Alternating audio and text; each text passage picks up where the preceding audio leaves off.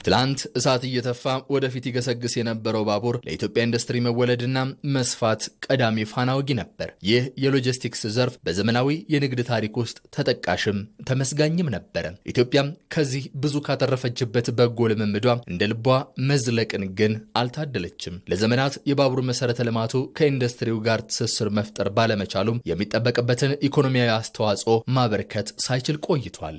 በንጉሱ ዘመን መጨረሻ አካባቢ 1966 ድረስ ከጣሊያን ወረራ በኋላ ንጉሱ ሲወርዱ መካከለኛና ከፍተኛ የሚባሉ 273 ፋብሪካዎች ነበሩን። እነዚህ ፋብሪካዎች አንድ እንደ ጥሩ ነገር የሚታየው ትሬንድ በዛ ጊዜ የነበረው የባቡር መስመርን ተከትሎ የሚሰራ ነበር። ይህን የማነሳበት ምክንያት በኋላ እክል ከሆነው አንዱ የነዛን ሎጂስቲክስ ሌን ተከትሎ አለመሄድ አሁን ባለው ሁኔታ የተፈጠረውን ጫና ለማየት አንድ የሚያስተምረን ነገር ስለሆነ ነው። ይህ የባቡር ሐዲድና ኢንዱስትሪ መኳረፍ የፈጠረው ቁጭት ተቀምጦ የሚቆዝሙበት ሳይሆን በዘርፉ በቁርጠኝነት ለመስራት የብርታት ምንጭ ሆኗል። አሁን ባለው የኢኮኖሚ መነቃቃት እጅግ የባቡር ሚና በጣም ከፍተኛ ነው። በመደመር መንግስት ላይም በግልጽ እንደተቀመጠው ቁጭት አለ። ከዚህ በፊት እንዳልከው ከዚህ በፊት የነበረው ታሪካዊ ነገሩ መቀጠል ያለመቻሉ ጋር የተገናኘ ቁጭት አለ። ያንን ደግሞ ያለ ባቡር እድገት እንደማይመጣም በግልጽ የመንግስትም ፖሊሲ ሆኖ በግልጽ ተቀምጧል። ያ ለባቡር ዘርፉ ከፍተኛ አስተዋጽኦ የሚያደርግ ነገር ነው። ትላንት በተናጠል የቆሙ ግዙፍ ፕሮጀክቶች አሁን የብረት ሐዲዱን ሙጥኝ ብለዋል። እንደ ሞጆ ደረቅ ወደብና የድሬዳዋ ልዩ ኢኮኖሚ ዞን ያሉ የኢኮኖሚ አውታሮች ከባቡር መስመር ጋር ተዋደዋል። ወጪና ገቢ ንግዱንም ይበልጥ ቀልጣፋና ፈጣን እያደረጉትም ይገኛሉ። ማምረት ብቻ ሳይሆን የንግድ ሰንሰለትም የሎጂስቲክስ ጉዳይም ክሪቲካል ስለሆነ ለምሳሌ የድሬዳዋን ፍሪ ዞን ብትወስድ በአቅራቢያው ድራይ ፖርት አለ። በድሬዳዋ ድራይ ፖርትና ፍሪ ትሬድ ዞን መካከል 4000 ሄክታር ቦታ ነበር።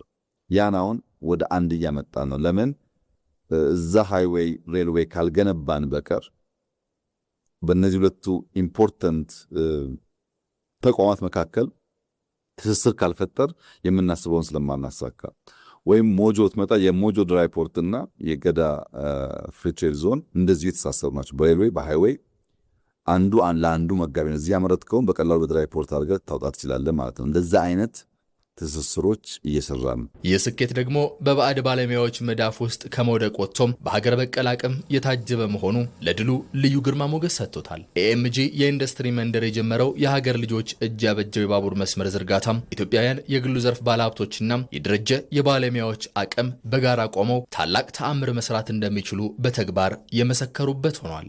ሙሉ በሙሉ አጠናቀን ያስረከብነው የ3 ኪሎ ሜትር የኢንዶዴ መልቲፐርፐዝ ፖርትን ከኤኤምጂ ኢንዱስትሪያል ፓርክ ጋር የሚያገናኝ እሱ ለየት የሚያደርገው ነገር ምንድነው? ሙሉ በሙሉ ከሐሳቡ ከጥንስሱ ጀምሮ ዲዛይኑንም ኮንስትራክሽኑንም በሀገር ውስጥ ልጆች ነው የተሰራው። ከዛም በተጨማሪ ደግሞ ፋይናንሲንጉም በሀገር ውስጥ ልጅ ነው፣ በሀገር ውስጥ አቅም ነው የተሰራው። 100% በሀገር ውስጥ ምንም ብድር የሌለው በግሉ ዘርፍና በባቡሩ ዘርፍ ላይ ባለው ኢትዮ ጅቡቲ ሬልዌይ ሰራተኞች የተሰራ ነው 100% ማለት ነው። ያ ጥሩ ተስፋን የሚሰጥና